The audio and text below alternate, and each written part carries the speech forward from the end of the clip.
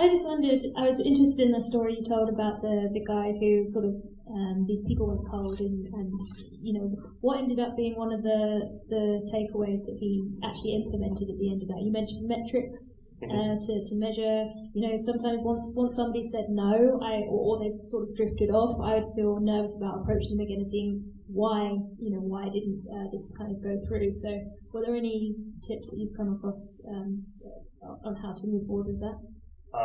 Sorry, so how to move forward with when people have gone cold, to kind of work out why. Yeah. Well, let's see. So that brings me to there's two things that I see there.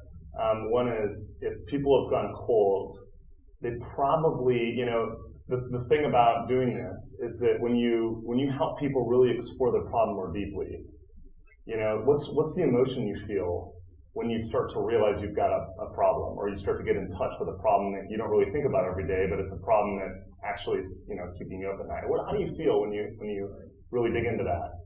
Are we concerned, worry, anxiety, anxious, these kinds of things, right? It's a problem.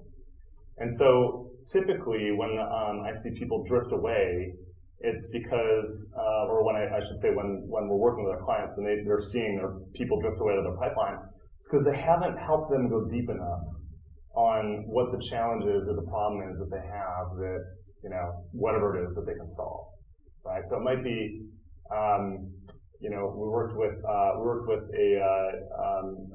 actually another consultancy in Germany, right? And they were providing, business consultation.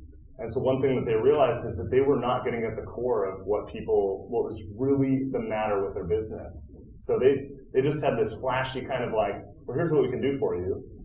But really, when they started asking questions and digging into, well, what's keeping you up at night, and let's go after those things, it completely changed the way they sold. That's the first thing, and then there's some things you can do to warm it up, but that's the place to start, I think.